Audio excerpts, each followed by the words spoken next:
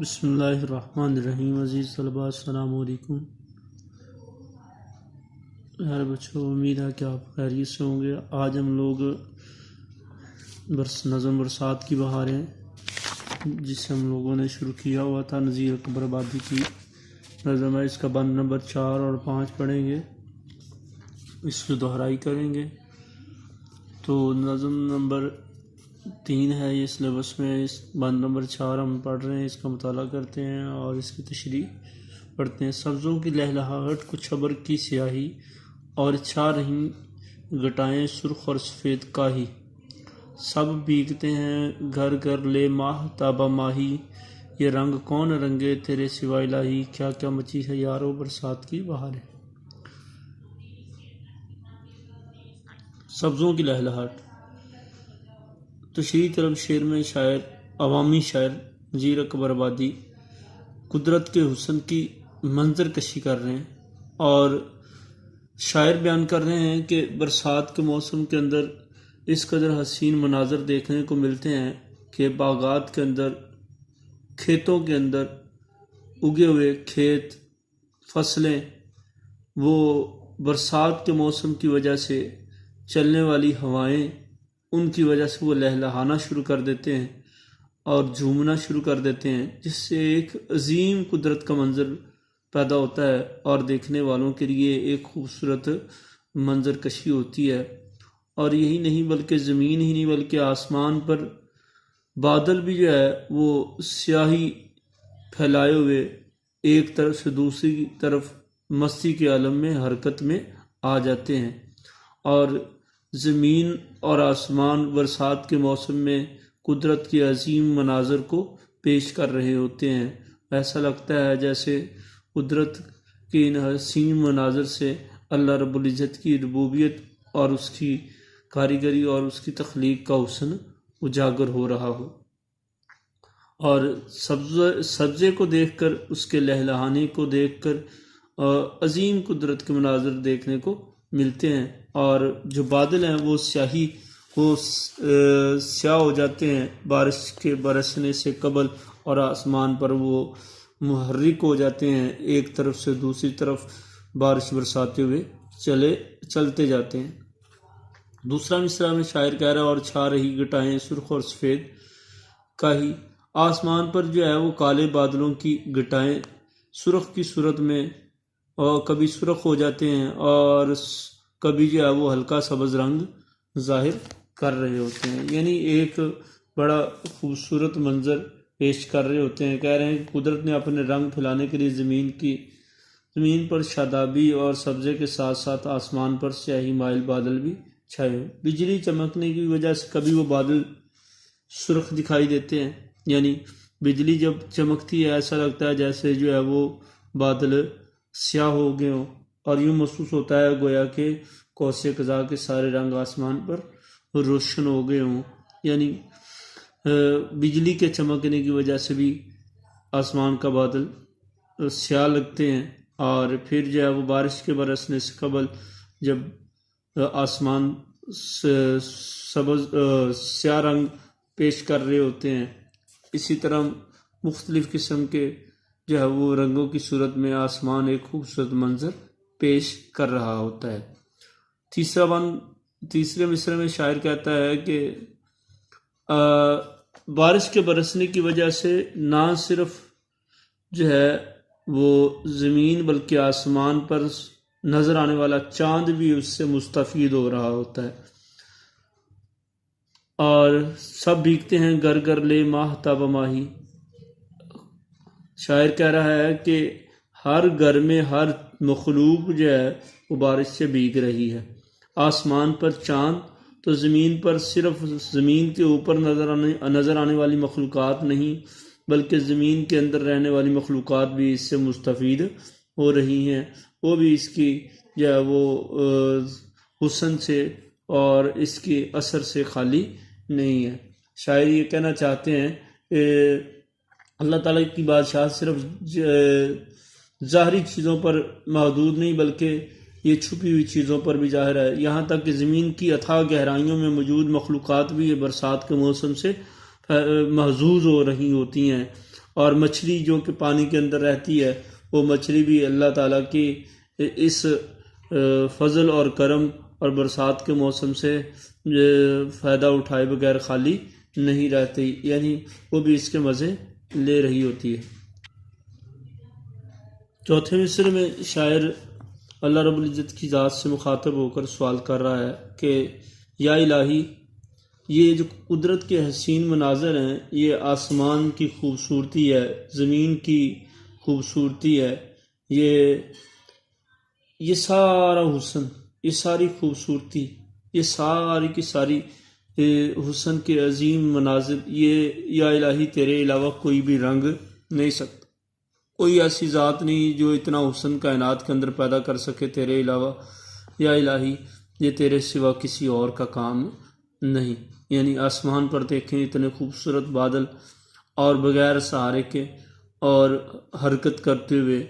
اور زمین پر سبز و شادابی حسن انتہا درجے تک کا پھیلا ہوا، اور اتنے معطر مقدس اور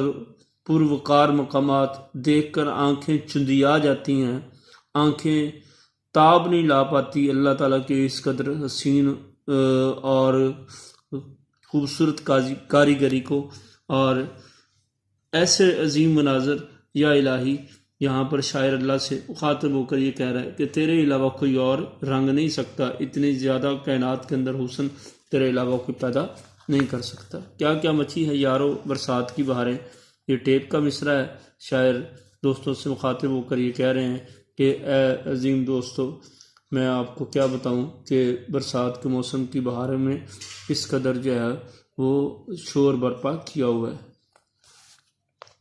کیا کیا رکھے ہے یارب سامان تیری قدرت، بدلے ہے رنگ کیا کیا ہر آن تیری قدرت، سب مست ہو رہے ہیں پہچان تیری قدرت، تیتر پکارتے ہیں سبحان تیری قدرت۔ کیا کیا مچی ہے یارو برسات کے بارے میں۔ بند نمبر 5 کے پہلے مصرع میں شاعر کہہ رہے ہیں اللہ رب العزت سے مخاطب ہو کر، اے رب، تیری کائنات نے کتنے حسین جو ہے وہ عظیم تخلیقات تیار کر رکھی ہیں۔ یعنی شاعر یہ کہنا چاہتے ہیں کہ تیری قدرت کی خوبصورتی اس قدر زیادہ ہے اور انسانی قوت سے باہر ہے کہ یہ تمہارے تخلیقات کے حسن کو دیکھ سکے۔ کبھی برسات کی رنگینی، کبھی آسمان کے بادل کا سیاہ ہو جانا، کبھی سرخ ہو جانا، اور ان کی شوخیاں، اور باغوں میں سبزے کا لہلہانا، اور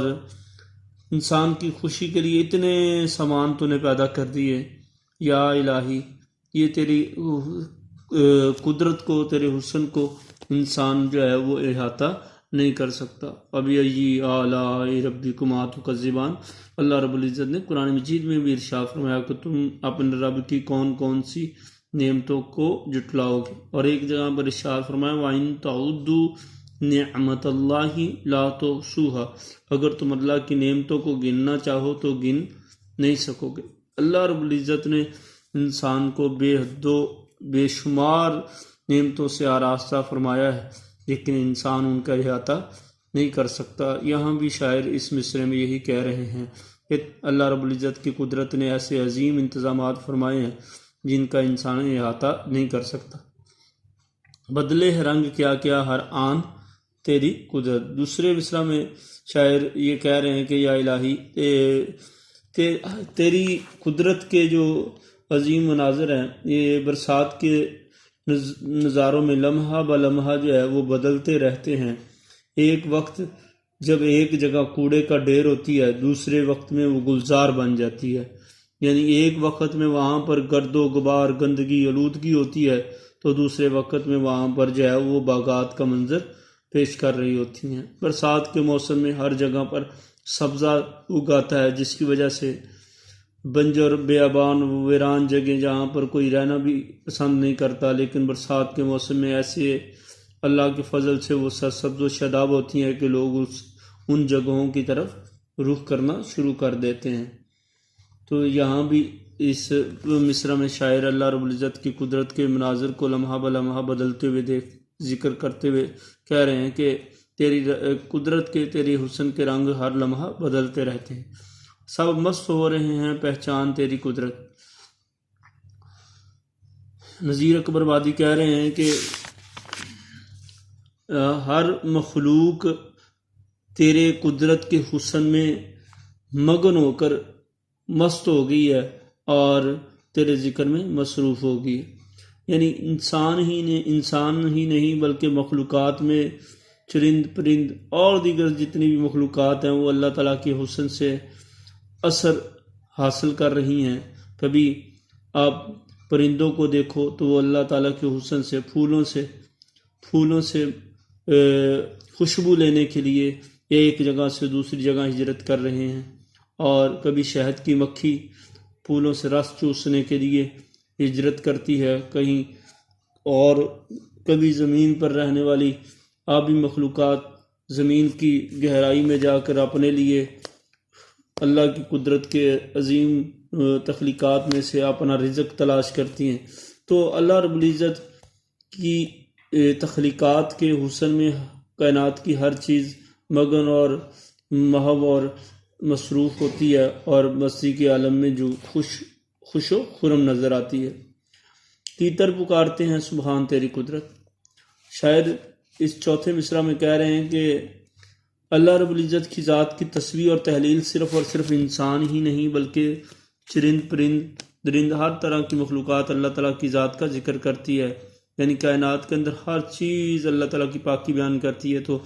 ایک کمزور سا پرندہ تیتر بھی اللہ رب العزت کی ذات کا ذکر جاری رکھتا ہے اپنی زبان پر سبحان کے لفظ کے ساتھ وہ بھی اللہ تعالیٰ کو بڑی کثرت سے یاد کرتا ہے کہ سبحان تیری قدرت، یعنی تیری قدرت پاک ہے۔ سبحان کا معنی ہوتا ہے پاک ہوں، جیسے سبحان اللہ، اللہ پاک ہے، سبحان کا معنی پاک، وہ بھی اللہ تعالیٰ کی پاکی بیان کر رہا ہے، تسبیح و تحلیل بیان کر رہا ہے، حمد و ثنا بیان کر رہا ہے۔ آخری مصرع ٹیپ کا مصرع ہے، کیا کیا مچی ہزاروں برسات کی بہاریں۔ شاعر یہ کہہ رہے ہیں کیا دوستو، برسات کے موسم کے اندر اس قدر خوبصورت مناظر ہیں کہ بہار کے موسم کے نظارے نہایت با کمال نظر آتے ہیں، چاروں طرف برسات کی بہاریں دلوں کو ڈوبا رہی ہوتی ہیں۔ تو یہ عزیز طلبہ اس دو بند کی تشریح ہے جو ہم نے ذکر کی ہے، ان کے متعلقہ اشعار۔ بند نمبر 4 کے لیے یہ شعر ہے، ازماہ تاب ماہی ہے اس کی بادشاہی، ہر جاں ظہور اس کا، ہر شے میں نور اس کا، بنائے اپنی حکمت سے زمین و آسمان سارے، دکھائے اپنی قدرت کے نشان سارے۔ اور 5ویں بند میں انسان زمین پہ محو، ملک آسمان پر، فرشتے آسمان،